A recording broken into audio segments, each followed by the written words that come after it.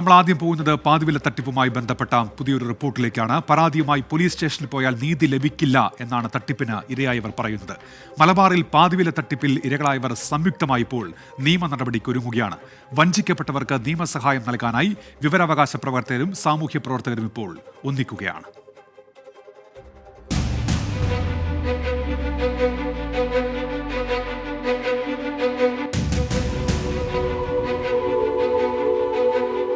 കേരളം കണ്ട ഏറ്റവും വലിയ തട്ടിപ്പ്.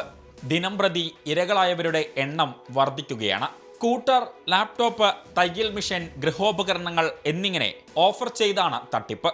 പരാതി നൽകാൻ പോലീസ് സ്റ്റേഷനിലെത്തിയാൽ പോലീസ് പരിഹസിക്കുകയും പരാതി സ്വീകരിക്കുന്നില്ലെന്നും വഞ്ചിക്കപ്പെട്ടവർ പറയുന്നു. താമരശ്ശേരി ഇവിടെ പരാതി എടുക്കാൻ ചെന്ന് CI ഇല്ലയെന്ന് പറഞ്ഞ് 2 ദിവസം 3 ദിവസം വെയിറ്റ് ചെയ്യിപ്പിച്ച് അതിനുശേഷം CI ഉള്ള ദിവസം നമ്മൾ പോയി. CI പറഞ്ഞ് ഇവിടെ കേസ് എടുക്കില്ല, കാരണം നിങ്ങളെ സംഭവം നടന്ന വാഴക്കാട് വെച്ച് സ്റ്റേഷൻ പരിധിയിലാണ്, അതുകൊണ്ട് അവിടേക്ക് പോകണമെന്നാണ്. നിങ്ങളും എടുക്കുന്നില്ല, വാഴക്കാട് സ്റ്റേഷനും എടുക്കുന്നില്ല, പിന്നെ സാധാരണക്കാരായ ഞങ്ങൾ എവിടെ പരാതി കൊടുക്കണം. ഈ പശ്ചാത്തലത്തിലാണ് തട്ടിപ്പിനിരയായവർ ഒന്നിച്ച് നിയമ നടപടിക്കായി ഒരുങ്ങുന്നത്.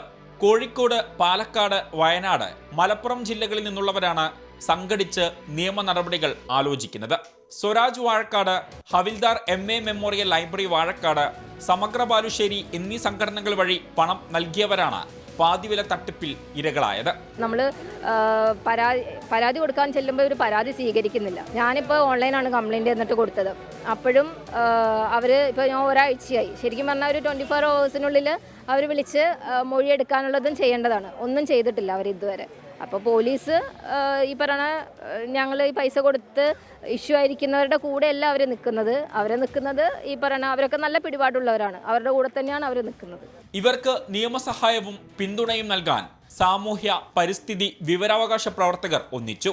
തുടക്കമെന്ന നിലയിൽ കോഴിക്കോട് ജില്ലയിൽ, പ്രത്യേകിച്ച് ഇവിടെ കോഴിക്കോട് ജില്ല, അതേമാതിരി മലപ്പുറം ജില്ല, വയനാട് ജില്ല, ഈ 3 ജില്ലകളെ കേന്ദ്രീകരിച്ചുകൊണ്ട് ഈ വിക്ടിംസിനെ ഈ ടൂൾസായിട്ട് നിന്ന് ഇവരെ സംഘടിപ്പിച്ചുകൊണ്ട് കോടതി മുഖാന്തരം, സിവിൽ കോടതി മുഖാന്തരം ഇതിൻ്റെ കിങ് പിൻസായിട്ട് നിൽക്കുന്ന അനന്തകുമാർ, കൃഷ്ണ, അതേപോലെ തന്നെ ലാലി വിൻസെൻറ്റ്, CN രാമേന്ദ്രൻ നായർ ഉൾപ്പെടെയുള്ളവരുടെ അനർഹമായി ഉണ്ടാക്കിയിരിക്കുന്ന സ്വത്തുക്കൾ ജപ്തി ചെയ്ത് അതിൻ്റെ വിഹിതം ഇവർക്ക് കൊടുപ്പിക്കാനുള്ള നിയമ നടപടികളിലേക്ക് നീങ്ങുകയാണ്.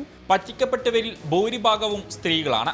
56,000 മുതൽ 60,000 രൂപ വരെ നഷ്ടപ്പെട്ടവരാണ് പകുതിയും. പോലീസ് നടപടി കാര്യക്ഷമമല്ലെങ്കിൽ പോലീസ് സ്റ്റേഷൻ മാർച്ച് ഉൾപ്പെടെ ആസൂത്രണം ചെയ്യുകയാണ് തട്ടിപ്പിന് ഇരകളായവർ. ഷഹദ് റഹ്മാൻ, 24 കോഴിക്കോട്. പൊതുജനം കഴുതയല്ല സാർ. കേരളത്തിൽ അങ്ങോളം ഇങ്ങോളം ഈ പാതിവില തട്ടിപ്പിനിരയായത് നിരവധി പേരാണ്. നഷ്ടപ്പെട്ട പണം തിരിച്ചു കിട്ടാനുള്ള എല്ലാ ശ്രമവും തട്ടിപ്പിന് ഇരകളായവർ നോക്കുന്നുണ്ട്. ചില പ്രതികരണങ്ങളിലേക്ക്. പൊതുവെ സമൂഹത്തിൽ നിന്ന് സ്ത്രീകൾ പകുതി വിലക്ക് കിട്ടുമ്പോഴും ഓടുന്ന രൂപത്തിലല്ല. ഒരു സംഘടന ഇങ്ങനെ ബൈക്ക് കൊടുത്ത് കാണുമ്പോൾ നമ്മൾ സ്വാഭാവികമായിട്ട് ബാക്കിയുള്ള അപേക്ഷിക്കൽ സാധനം അതിൻ്റെ പേരിൽ എൻ്റെ മകളും കൊടുത്തിട്ടുണ്ട്. 52,000 രൂപ അടച്ചിട്ടുണ്ട്.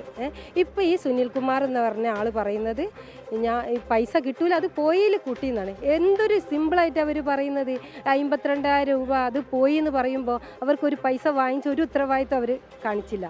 കുറേ കോഴിക്കോട് ലാപ്ടോപ്പ്, തയ്യൽ മെഷീൻ, അങ്ങനെ എല്ലാ സാധനവും എങ്ങനെ കൊടുത്തുകൊണ്ടിരിക്കുകയാണ്. പിന്നെ രണ്ടാമത്തെ ഘട്ടമാണ് ഞങ്ങൾ സമഗ്ര എന്ന സംഘടനൻ്റെ കീഴിൽ 49 പേര്.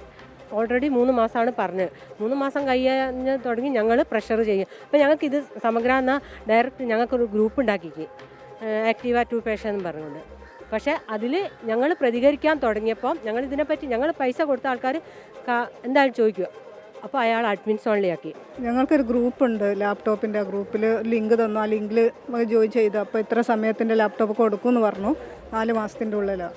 അപ്പോൾ ലാപ്ടോപ്പിനുള്ള കാശ് അടിച്ചവർക്ക് മുൻഗണനാക്രമത്തിൽ കൊടുക്കുന്നതാണ്. അപ്പോൾ ലാസ്റ്റ് വെച്ചിട്ടാണത് തട്ടിപ്പാണെന്ന് മനസ്സിലായത്. പിന്നീട് ഇവർ പല സ്ഥലങ്ങളിൽ വെച്ചിട്ട് ഇതിൻ്റെ വിതരണം ചെയ്യുന്നതിനടുത്ത് ക്ഷണിച്ചു. അങ്ങനെ അത് കണ്ടു. അപ്പോൾ ഒരു വിശ്വാസം തോന്നി. അപ്പോൾ അതേ തന്നെ ആ വിതരണം ചെയ്യുന്നിടത്ത് തന്നെ എല്ലാ രാഷ്ട്രീയ നേതാക്കന്മാരും എല്ലാവരും ഇതിൽ പങ്കെടുക്കുന്നുണ്ട്.